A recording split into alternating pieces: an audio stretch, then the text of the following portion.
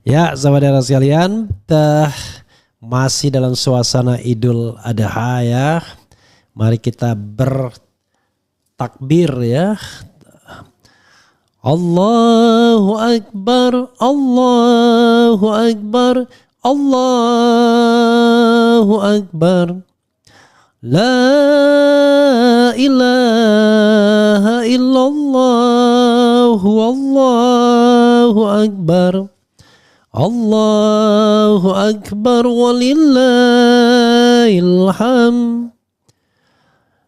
Jadi sahabat sekalian, tetap kita bahas ya mengenai peluang Anies Baswedan untuk menjadi gubernur DKI kembali. Karena ingat Idul Adha, ingat Jakarta, ingat Anies, ingat JIS, ingat wisata rohani, ingat kerukunan beragama. Ingat BOTI juga, bantuan operasional tempat ibadah. Jadi ketika Anies memimpin Jakarta, ada hal yang baik, yaitu semua rumah ibadah diperlakukan setara. Tentu sesuai dengan penganutnya, pengikutnya. Ada bantuan operasional tempat ibadah. Ada izin bagi pembangunan tempat ibadah selain masjid tentunya. Karena itu banyak yang merindukan agar Anies kembali memimpin Jakarta. Ternyata hari ini paling tidak restu sudah didapat dari senior Anies Baswedan di HMI dan di tempat lain tentunya. Yaitu Muhammad Yusuf Kalla. Jika hadir dalam premier ya film Lavran Pane ya, pendiri HMI, Himpunan Mahasiswa Islam, organisasi yang sangat berpengaruh di Republik ini, tempat cikal bakal para aktivis yang membentuk diaspora. Jadi akarnya HMI tapi bisa ada di mana-mana. Ada HMI yang berada di Golkar, ada HMI yang berada di PKB, ada yang berada di PAN, ada yang berada di partai-partai lain ya. Termasuk PDIP juga ada HMI-nya. Jadi dia membentuk sebuah diaspora tersendiri, kekuatan tersendiri, dan bila mana diperlukan untuk kepentingan HMI, mereka bisa berkumpul seperti dalam hal pemutaran perdana film Lavran Pane, pendiri HMI ya. Seorang profesor, alumnus Universitas Indonesia, Islam Indonesia dan Universitas Gajah Mada. Berasal dari Sumatera Utara, kelahiran tahun 1922, meninggal dalam usia 68 tahun. Itulah Lavran Pane. Saya sendiri frankly speaking tidak kenal ya. Tidak terlalu tahu namanya. Tetapi saya baca, oh iya begitu ya. Jadi sahabat sekalian, sepenting apakah restu dari JK? Penting. Pertanyaannya kan sebenarnya sebesar apa pengaruh JK di komunitasnya? Di Golkar misalnya sebagai mantan ketua umum, JK memang tetap dihormati. Karena begitulah Golkar. Jadi Golkar tuh unik dia. Orang bisa bela siapapun karena tidak ada a single fighter. Tidak ada a single power di Golkar. Kalau di PDIP kan ada a single power. Ada Mbak Mega, ada Megawati. Di Nasdem ada a single power, yaitu Surya Paloh.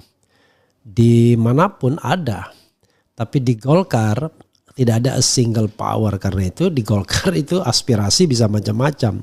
Sebagai contoh misalnya Yusuf Kalla ya dengan santainya membela Anies Baswedan. Padahal kita tahu bahwa Golkar itu mendukung Prabowo Subianto. Sebagai seorang senior politician ya, saya katakan bahkan sekarang politisi yang paling senior ya paling tidak JK sangat dihormati. Sebenarnya yang membuat orang dihormati itu dua. Karena senioritas dia dan karena orang kaya. Biasanya begitu. Dia punya resources ya. Maka dia atau dia punya bolo-bolo. Makanya saya katakan ada beberapa senior politician di Indonesia yang sangat dihargai karena salah satunya ya memang orang kaya. Orang kaya pernah menjabat sebagai wakil presiden 2 kali, bagaimana tidak dihormati. Tapi tentu berbeda dengan wakil presiden yang tidak punya kekayaan yang signifikan. Ma'ruf Amin misalnya.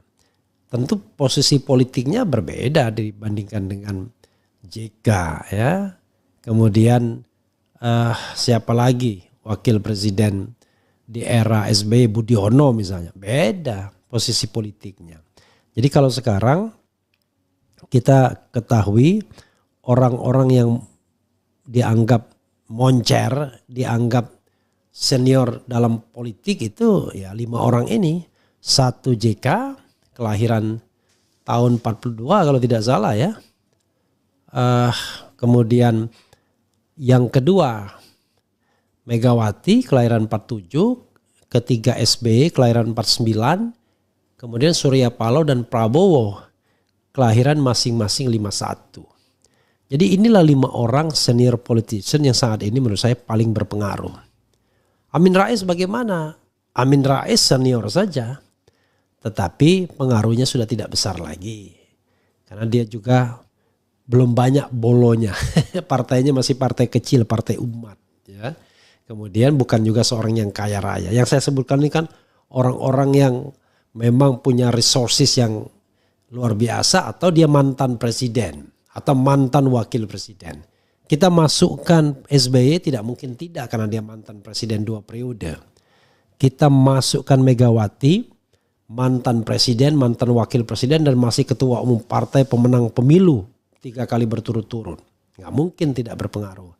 Kita masukkan Surya Paloh, walaupun tidak pernah menduduki jabatan publik satu pun, tetapi dia punya televisi, punya partai politik ya, sehingga punya pengaruh yang besar. Kita masukkan JK ya mantan wakil presiden, sama seperti Budiono, Hamzah Has atau siapa, tetapi dia seorang pengusaha, mantan ketua umum partai Golkar. Jadi menurut saya 5 orang inilah. Prabowo sudah pasti karena presiden elect dia dan juga orang yang secara finansial juga luar biasa, punya aset triliunan juga. Jadi 5 orang inilah. Jadi restu dari 1, 2, 3, 4, 5 orang ini penting tetap ya.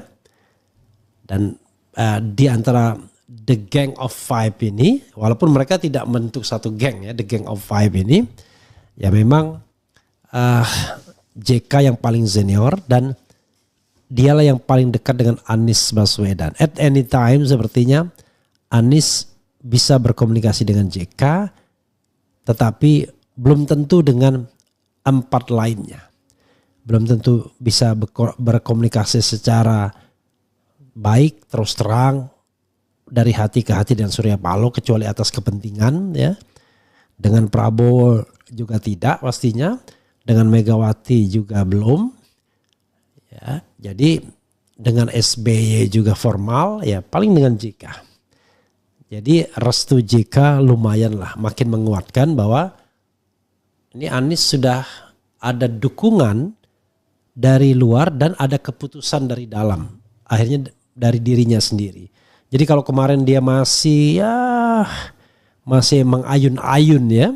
Sekarang sudah tidak mengayun-ayun lagi dengan dia mendatangi PKB untuk mengambil apa istilahnya, formulir pendaftaran atau apa. Sepertinya itulah requirement dari PKB. Mungkin ngomongnya sama Caimin, ya tapi kalau bisa ya Mas Aniesnya datang dong, ambil formulir kita, kan gak enak kita.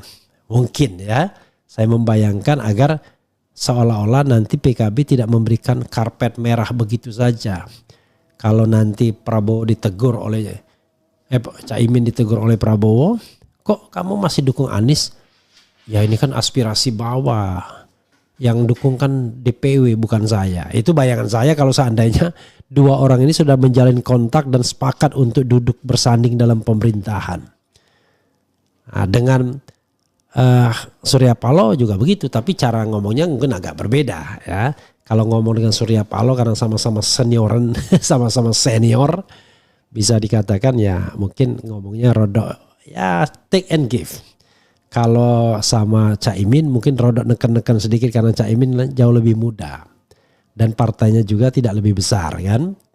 Dengan Gerindra. Walaupun Gerindra pun tidak besar-besar amat juga ya. Malah Gerindra ini partai aneh. Prabowo menang besar tapi Gerindranya nggak menang besar. Gerindranya ya wajar-wajar aja nambah kursinya. Nggak nyampe 10 dibandingkan dengan pertambahan PKB dan partainya Surya Paloh, mending mereka ini ya dibandingkan Gerindra. Tapi ya whatever it is, yang jelas Prabowo sudah jadi presiden.